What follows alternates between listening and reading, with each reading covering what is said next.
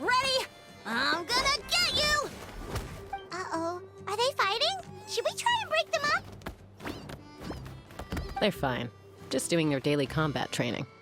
Combat training? A little young for that, aren't they? Not to us. We're a tribe of warriors. In ancient times, we were the most elite troops in the nation, responsible for patrolling and defending all of Natlan. And even though times have changed, we've kept our martial spirit alive. Hey, is that CHASCA? CHASCA! You're back! Oh, can you come train with us? Now's not a good time, I'm afraid. I'm showing the Traveler and Paimon around. Maybe next time.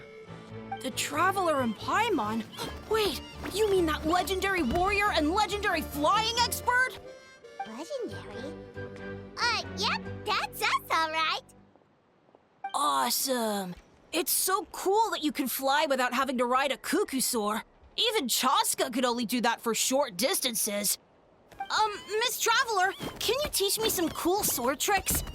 Oh, Miss Traveler! My family's shop makes the best volcano cake! You gotta try it! Let's behave ourselves, everyone. These people are here as our guests. They're going to meet Elder Alpa in a few minutes anyway.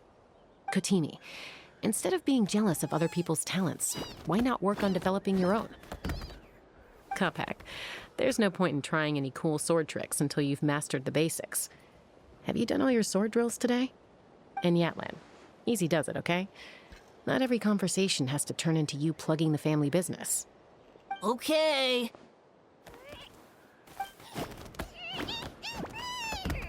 Sorry about those kids. They just got overexcited when they heard your name. Hope it didn't bother you too much. This is a volcano cake that Yatlan forced into my hands. She said to think of it as an apology gift. Whoa, it smells amazing! Traveler, you want some?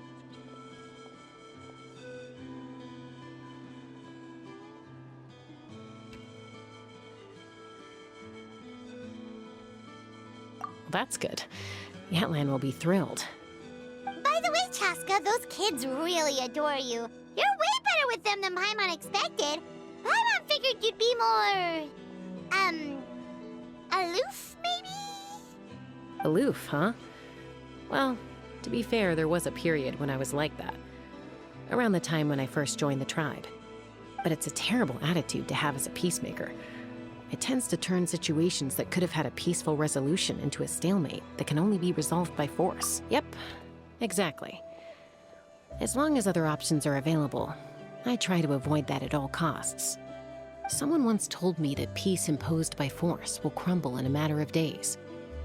But peace achieved through genuine dialogue actually benefits both sides, even if sometimes the parties are only willing to negotiate because they're both armed to the teeth. That's true. Hey, Chaska!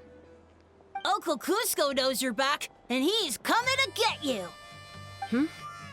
Oh, thanks. Traveler, Paimon, gotta dash.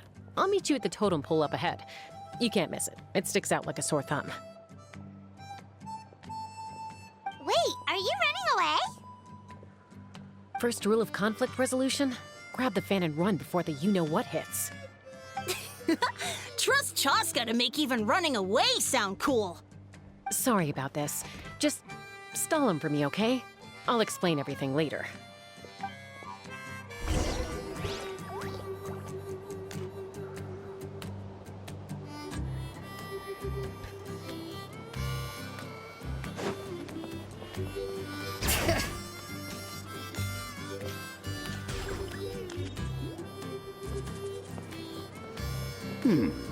A golden-haired outlander and a white flying object. You must be the Traveler and Paimon. I heard CHASCA was with you, but I suppose she's run away again, has she? Sorry, who are you? Who am I? Only her father.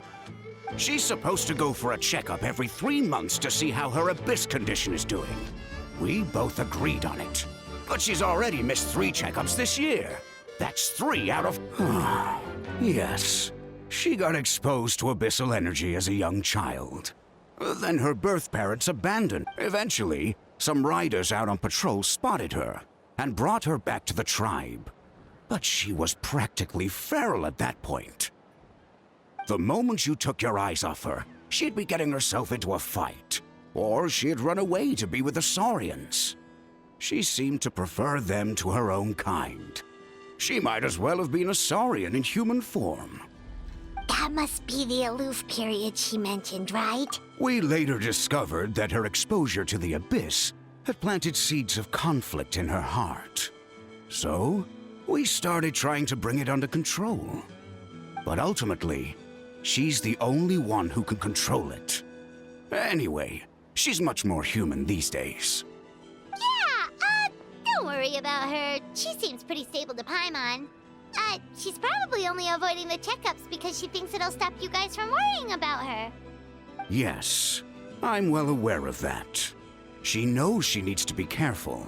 If her condition ever took a turn, it's just... every checkup she's been to, they find new cuts and bruises. Nothing to do with the Abyss, of course. Oh no, that's all fine. The problem with her is, she's her own worst enemy. She's been living dangerously again. I'm sure of it. That's why she's avoiding the checkups. She wants to hide it from us. Yeah, Paimon can see her doing that. It's not just CHASCA either. Koichi's out there every day on the front lines too, following her big sister around. They're asking for trouble, both of them. Next time you see them, please tell them to be careful for me, even if they don't want to hear it. If she doesn't want to do these checkups anymore, that's fine. I just want her to stop putting herself in harm's way.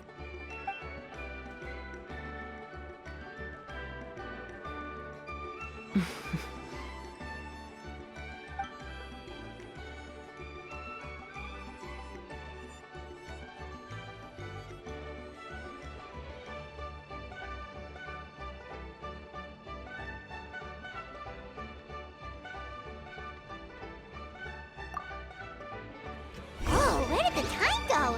We should be back up with CHASCA before it gets any later. To get to the totem pole, we need...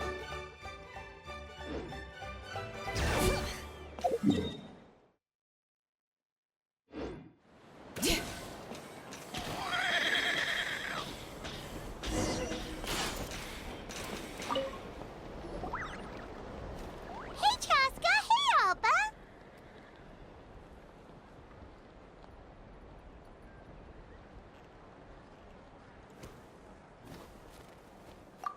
It's all right. I bet my dad talked your heads off, huh? What did he say? I was sometimes a little impulsive back then. That's putting it mildly. The memories. It feels like it was only yesterday when we brought you back and had Cusco and his family take you in.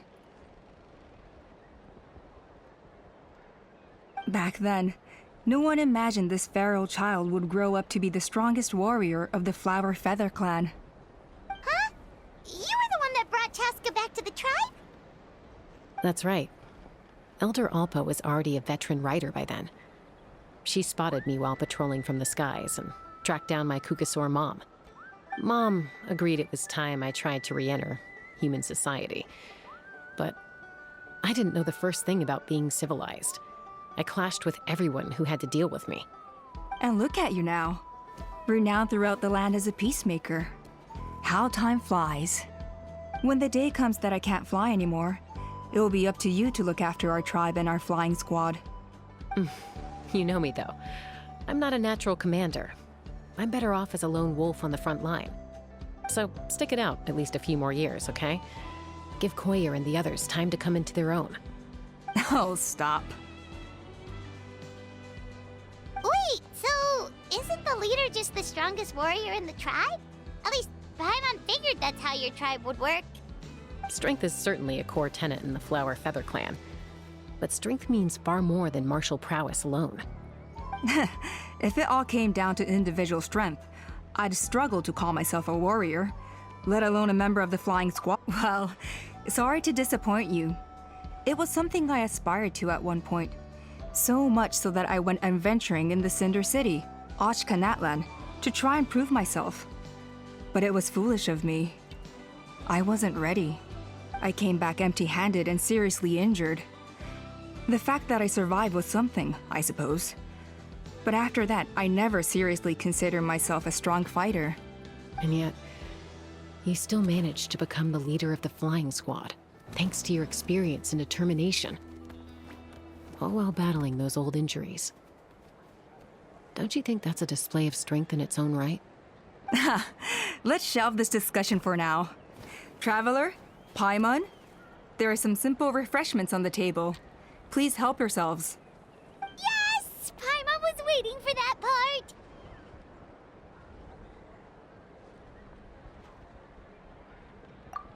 They were for the snack stomach. The refreshment stomach still has plenty of space.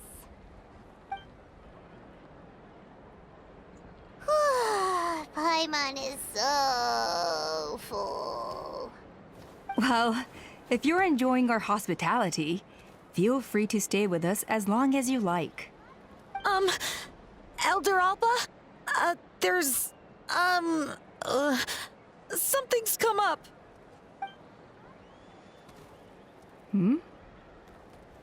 What happened? Is it serious? Shall I deal with it? It's... Some merchants showed up, not from our tribe. They said they're here to discuss some potential collaboration with us. Why now? This is terrible timing. There are a few wingless that we haven't managed to reach yet, and we still haven't inspected. Let me handle the other errands while you meet with the merchants. You shouldn't be trying to do everything at your age. You should help too. Seems only fair after all that food we ate. Huh. Well, much obliged. CHASCA, the remaining wingless are all people you know. Let's see. Pishika now manages the floating target balloons. Waska's probably still addicted to eyes on the feathered prize, and Junam spends her days up on the flying platform, staring at the Cinder City. I'll leave you to tell them the news.